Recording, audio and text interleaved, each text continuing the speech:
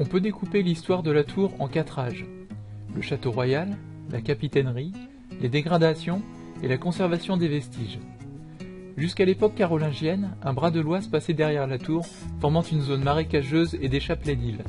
Au Xe siècle, les terres environnantes appartenaient aux seigneurs de Pierrefonds. Ils avaient même un donjon derrière l'hôtel-dieu Saint-Nicolas. Au XIIe siècle, le palais de Charles Chauve a fusionné avec l'abbaye Saint-Corneille. Le roi entreprend alors des travaux au nouveau château sur le bord de l'Oise, s'isolant du cœur de la ville, tout en gardant la main sur l'axe le plus important de Compiègne, le pont, la porte et la rue du Pont. La tour est construite de manière assez rustique. Les pierres ne sont pas précisément taillées, sauf pour l'encadrement des ouvertures. Il y avait 3 niveaux d'une hauteur sous plafond moyenne de 7 mètres et le chemin de ronde au sommet, soit une hauteur totale des murs d'environ 23 mètres, contre 15 actuellement. L'entrée se trouvait ici. Il nous en reste le tableau de gauche retaillé. On montait dans les étages par l'escalier inséré dans l'épaisseur du mur. Au premier, il y avait une cheminée et des latrines derrière. Au second, seulement des latrines aussi derrière le conduit de cheminée. Il est très difficile d'imaginer l'allure du château, ses dimensions et son emprise sur la ville. Ce qui ressort des textes anciens est que la tour semble être l'élément central. Il est fait mention de l'hôtel du roi, de dépendances derrière la tour et d'une chapelle accolée à la porte du pont. Elle a porté le nom aussi de porte-chapelle pendant un temps. Très vite, la tour perd sa vocation résidentielle au profit du château de Royalieu. Cependant, elle reste le lieu d'expression du pouvoir en y abritant l'auditoire royal, c'est-à-dire la justice et la prison. Après les dons et restructurations du château par Saint-Louis, la tour fut cernée par l'hôtel de Saint-Nicolas et le couvent des frères dominicains. Pendant la guerre de 100 ans, on décida de coordonner les défenses en plaçant un capitaine à la tête de la ville. La tour est reconvertie en capitainerie et chaque soir les clés de la ville sont amenées au capitaine.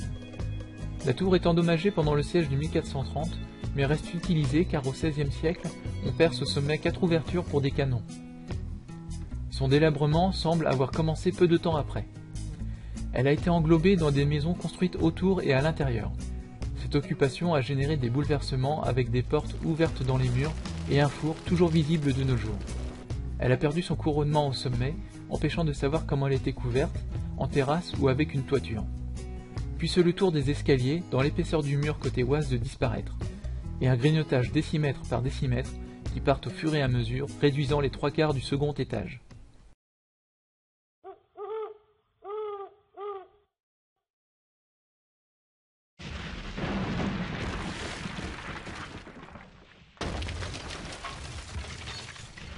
Des pierres sont tombées dans la chambre d'une petite fille, mais à la suite d'un cauchemar, elle s'était réfugiée dans la chambre de ses parents avant l'effondrement.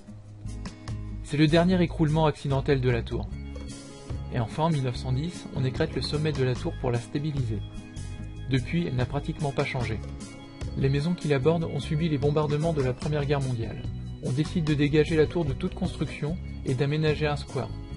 En découvrant les vestiges pour la première fois, on est tenté de dire « il ne reste que ça de la tour ?» Mais en considérant le démembrement par Saint-Louis, les invasions et sièges, l'abandon, la révolution et les bombardements de 2 guerres mondiales, il convient de dire « il reste encore tout ça de la tour ?»